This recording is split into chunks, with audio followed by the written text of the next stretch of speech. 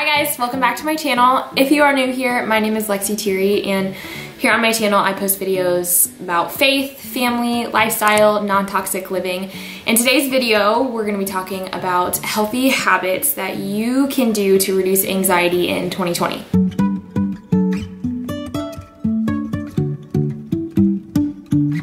Now, if we're being real, if we're gonna spill the tea, this is coffee, but if this were tea and I was gonna spill it, we all need some healthy habits for 2020. We all need some anxiety reducing things for 2020. So yes, there's like a month and a half left, but like, let's make the last month and a half amazing. Let's make it a vibe. Let's go out with a bang, okay? And I want you guys to go into 2021, no matter what 2021 also looks like. I want you guys to take habits that you've learned, implemented, and been consistent in 2020 into 2021, so that when you get to New Year's, you're like, bro, I already got these habits. Like, I'm already doing these things. I don't need to write New Year's resolutions. Not that I am against New Year's resolutions. I just think, why not start before the new year? I think that putting a date on when you need to start creating healthy habits is a little bit silly. So let's be out of the norm, like the entire 2020 has been, and let's start habits right now. So before I get into the habits that I want to share that I have implemented, I want to just explain something that I know, first of all, it's going to help you so much, but it's something that when I was mentoring women in my Women of Worth mentorship, I used this. It's not my own information. It's actually from a pastor named Craig Rochelle. He has 3 sermons on his podcast and on YouTube, and I think some other places that are specifically about habits. And the first one is about who before do. The second one is about stopping bad habits or starting. The second 2, they're in a specific order, but the other 2, one of them is about starting good habits, the other one is about stopping bad habits. And when I listened to those sermons, I was blown away by how practical they were. So I'm gonna leave those in the description below, because more than I hope that you watch this whole video, but I hope that after you watch this whole video, you take time today or throughout this week to go listen to those sermons and take notes, because they significantly helped me and all of the clients that I worked with. So just really quickly, I want to run through some of the notes that I took from this and things that I used for clients. So the first one is who before do, and it says 3 reasons we don't succeed when we have good intentions. 1, we focus on the what, but we don't understand the how. We focus on the thing we want to do, but not how we get there. Goals don't determine success, systems determine success. If we fix what we do and how we live, the outcome fixes itself. We don't see progress fast enough. That's another reason that we don't succeed when we have good intentions. We wrongly conclude that small, good decisions don't matter that much. Our life is a sum total of all the decisions we make. Who we are today is a result of all the decisions we've made along the way. We rarely wreck our lives all at once. Your good decisions are not wasted, they're being stored up. 3, our distorted identity is sabotaging our success. You failed, so you're a failure. That is what we tell ourselves. That's wrong. An unhealthy identity creates unwise habits. Then the unwise habits reinforce the unwise identity. Please hear that if you hear nothing else today. Consistent actions over time change how you feel about yourself. So I'm not gonna read the other 2, the starting anew and stopping an old, because I think that those will speak for themselves when you listen to the sermon, but I just wanted to start with those because I was like, wow. And then the final thing that I wrote down was, who do you want to become? When you know who you are, you know what you have to do. So now let's get into the habits that I have for you guys that I try to do on a daily basis. So when I say healthy habits, I think that these are things that you should try to do daily, but I also think that it's important to say that having healthy habits daily is not about perfection, it's about intention and consistency. And I also just want to say that some of these probably sound cliche, but I'm bringing it back to simplicity, because I think that we overcomplicate things way too much, way too much, especially right now in this year. Things are way too complicated. So I think that if we scale it back and do things that are actually practical for our lives, like not spend 3 hours working out or spend 5 hours praying, like that might be attainable for some people, but I want to just scale it back and give you realistic things and kind of set your mind and give you permission also to be like, that sounds super simple, but like also I could do that. So the first one is just the habit of first 15. I've talked about this in a previous video. I think my video where I was talking about seeing a therapist, but this habit has been so stinking essential to my life, essential to my anxiety levels being low. So what first 15 is 5 minutes in the Word, 5 minutes reading your Bible, 5 minutes praying, and 5 minutes worshiping. So simple. So I think that maybe some of you in your head right now, you're saying, okay, well, I'm a mom and like my baby is my alarm clock. I don't know when they're gonna wake up. It's super inconsistent. That's fine. But still try to use the first 15 minutes of your day, even if you have to space that 15 minutes out. If you have to, as soon as you wake up in the morning while you're feeding your baby, you spend 5 minutes listening to worship music, and then you spend 5 minutes praying, all while you're feeding your baby or you're making breakfast or whatever. Just instead of doing something else that's gonna put your mind on the world or your to-do list or whatever, just don't touch your phone. Just spend the first 15 minutes or 15 minutes at the start of your day with Jesus. Habit number 2 is text a friend a prayer or an encouraging word or a screenshot of your devotion that you read or something that you admire about them, something that you know that they've been struggling in that you want to encourage them in. I think that if you start your day with serving someone else through words or serving someone else through the way that you know their love language is, that reduces your anxiety immediately, because the Bible says that God so loved the world that he gave. So if you give something at the start of your day, whether it's time, intentionality to influence positivity in someone else's life, or maybe it's something as simple as like taking a intentional second to speak truth and love over your husband or your spouse,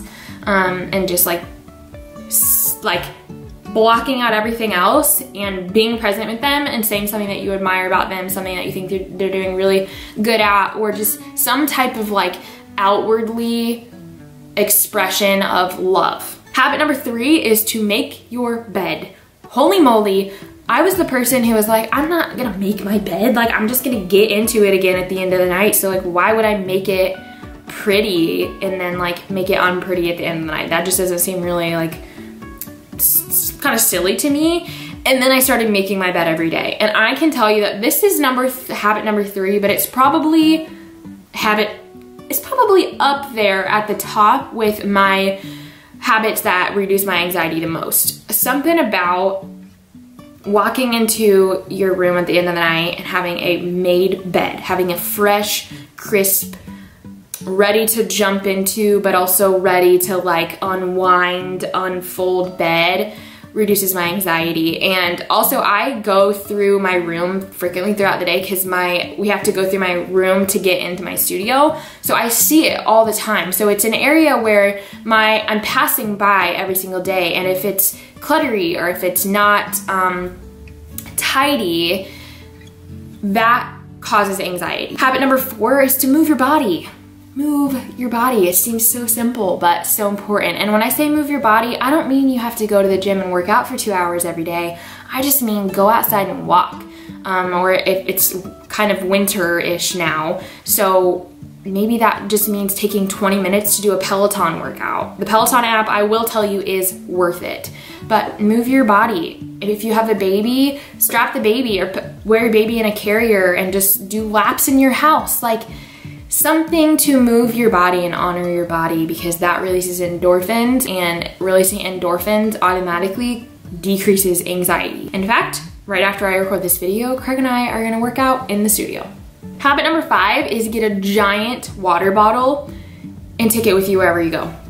So it doesn't have anything in it because I literally sucked it down right before I started recording, but I have this mason jar full with me pretty much everywhere I go in my house with a straw because it's proven scientifically, no it's not, that drinking water through a straw makes you drink more water, and breastfeeding makes me thirsty.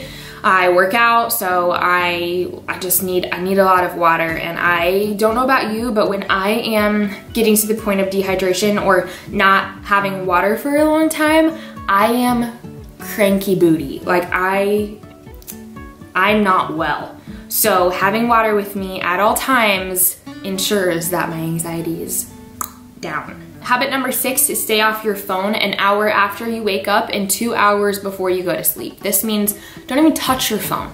Don't even put it away. Put it on your nightstand, put it in a place where you're not gonna reach for it, because not touching your phone an hour after you wake up, I don't understand, except I've done this before, I don't understand the habit of immediately rolling over in bed and looking at your phone and scrolling Instagram and scrolling the news and scrolling Facebook.